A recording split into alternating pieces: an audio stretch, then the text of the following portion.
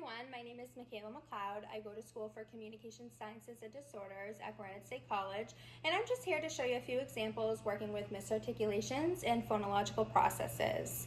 First, I want to go over the difference between a phonological disorder and an articulation disorder. A phonological disorder refers to the impaired system of phonemes and in their patterns. If you work with someone with a phonological disorder, you may realize that they have trouble organizing patterns of sounds in their brain.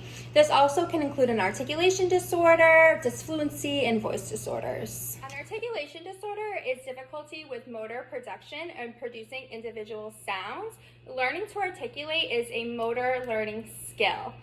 So our articulators are our teeth, tongue, lips, our jaw, our palate, and our vocal folds. Basically, when going over our articulation disorder or helping a child with an articulation disorder, you're really focusing on the placement of our articulators to form those certain individual speech sounds. Today, helping me demonstrate, I have Alex. His first language is actually Spanish, so his articulation is a little bit different than mine. So first, we're gonna work on our P sound. This is a voiceless bilabial stop, which basically means your consonant is made with no audible sound. So we wanna form that p sound. So first, we're gonna put our lips together, and then the air builds up behind the lips. So then you wanna press the air out, and you can put your finger in front of your mouth and really feel that air. So ready?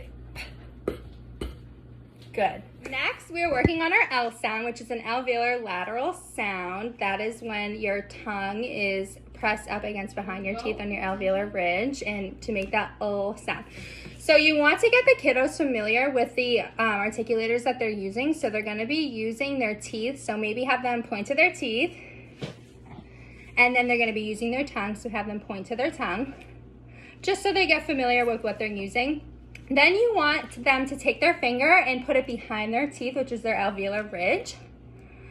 And that is where they want to place their tongue. So a good tip is giving the child a mirror so they can really see their tongue behind their teeth and to make that O sound. So ready? Put your tongue behind your teeth and form that O. O. Lastly, we're going to be forming the F sound. This is a voiceless labiodental fricative, which is creating friction with the bottom lip and the top teeth. You can refer to this as a lip biter to your kiddos. So again, you want them to get familiar with the articulators that they're using. So you should have them maybe touch the bottom lip and then your top teeth, because these are the articulators we're going to be using. You're going to have them bite down on their bottom lip and then push the air out. Ready?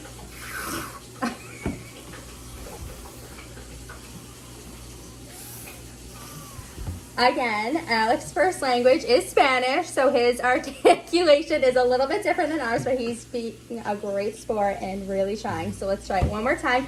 It's a lip biter. We're going to bite down on our bottom lip and blow air. Great job. Next, we're going to be working on our phonological processes. First, I want to start off with final consonant deletion. This is pretty self-explanatory. It's when the final consonant is being left off of the word.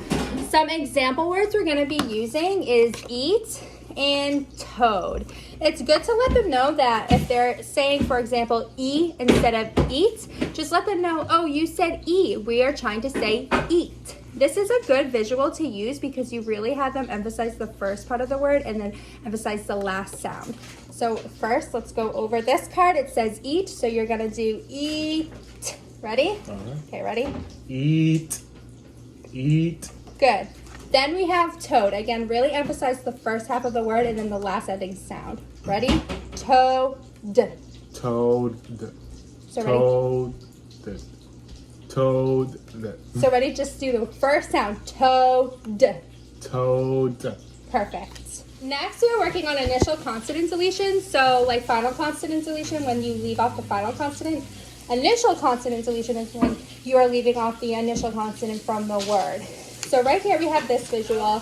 It really emphasized the first sound and then the rest of the word. So we're going to have Alex really emphasize the first sound and then go and blend it in with the word. So we have meat. We really want to emphasize the first sound. Meat. Meat. Meat. Perfect. Then our second word we have tree. We really want to emphasize the tree. Tree. Three. Three. So hard. So if you were to have a child that is leaving off the initial consonant sound, let's say they're trying to say meat, but they're saying eat, this is a perfect visual to show, oh, you are saying eat, we really want to say the word meat.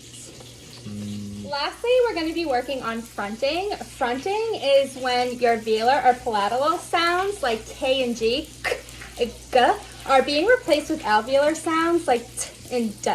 A good way to explain this to your kiddos is that you want to form a coughing sound, since coughing comes from the back of your throat. A fun activity to do with the kids and really helping them place their tongue at the bottom of their mouth is taking a lollipop or a popsicle stick, whatever you want, and just placing it down on the tongue so they can't lift the tongue up when they are pronouncing the k and g sound. So I'm going to go ahead and place this on Alex's tongue, make sure that it's in the mouth, forming kind of like a little bowl, and he's forming that k, that strong K sound in the back of his throat. Okay, ready? Perfect. Next, we're going to do this again, but with our g sound. Go. Go. Perfect. So that is all for our phonological processes. At the end of each session, you can go ahead, give them a sticker, give them the rest of their lollipop, and let them know how great of a job they did. Thank you, Alex, for being my model in today's session. You're welcome.